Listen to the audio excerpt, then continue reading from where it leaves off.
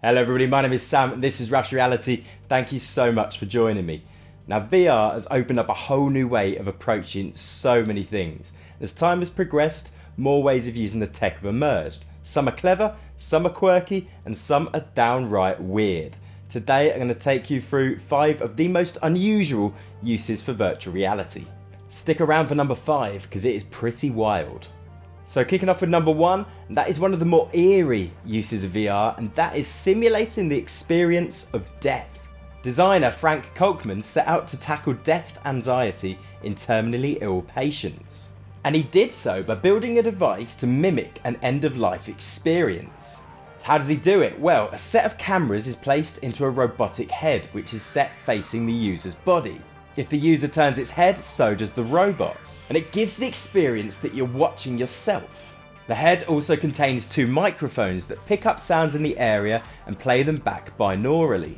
Kolkman says our brains utilise subtle differences in timing and timbre to identify the origin of a detected sound in direction and distance, and where you are in relation to it. This causes a feeling of displacement. The last element of the simulation is a small hammer that taps the user's chest, with the idea that it should recreate the feeling of a heartbeat and make the whole experience feel a bit more intense. Kolkman says the experience can be so convincingly subtle that they've had to step in to break the illusion.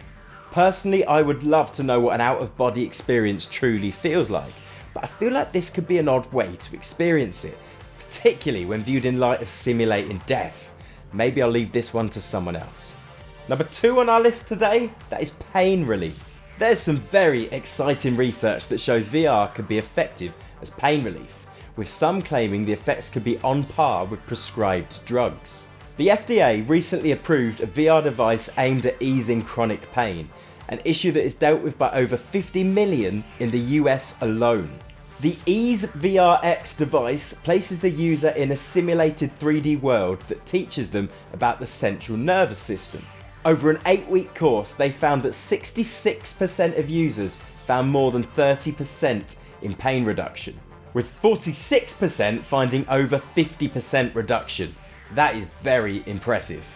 The University of Washington also recently found that using an app called Snow World VR, they managed to greatly reduce reported pain levels in people being treated for burn wounds.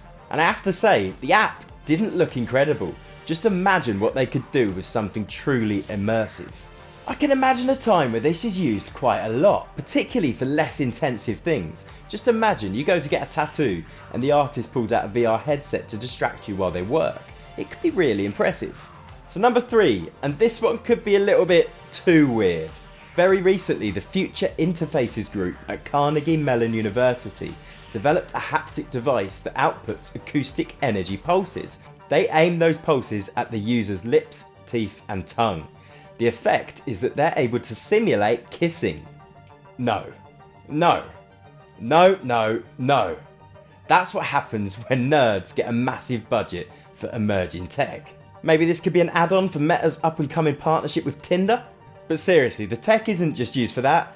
They're also able to simulate the user holding a cigarette, brushing their teeth, raindrops and loads more.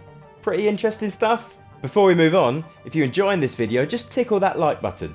It helps cheer up the YouTube algorithm and it helps me out more than you can imagine. So number 4, and I think this one is pretty cool, they're able to replicate a crime scene for a courtroom.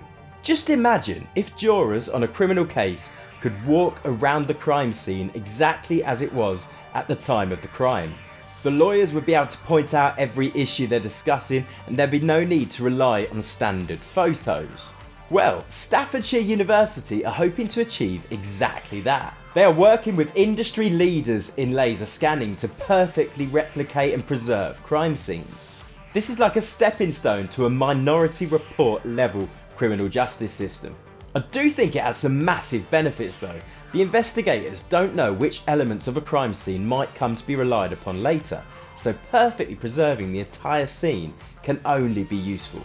And it's not a brand new idea. Back in 1992, in a case against Honda, a motorcyclist claimed that there was an issue with his motorcycle that caused an accident. The judge and jury used VR headsets to witness a reconstruction of the accident that was impressive enough to be used to dismiss the case.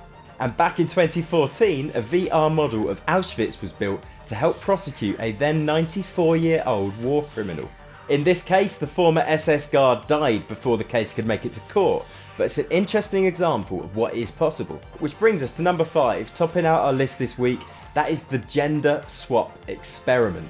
This is a really clever idea where 2 VR headsets are used so that 2 individuals can meet, but do so from within the body of the other person. Created by the Be Another lab, the machine to Be Another helped bring to light some really interesting issues. The users were often completely nude, exposed, but knowing that they themselves were looking at their own body, but the other person they were meeting was also looking at their own body. They were encouraged to shake hands and have an open and honest conversation. The idea of the experiment is to see if there's an impact on empathy, gender identity, sexuality, feminism, and more. I think this is an incredible idea, and I'd love to see it taken further than just men and women.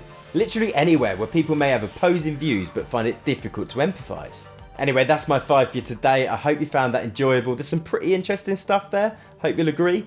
Well, if you did, then press subscribe and join me again sometime.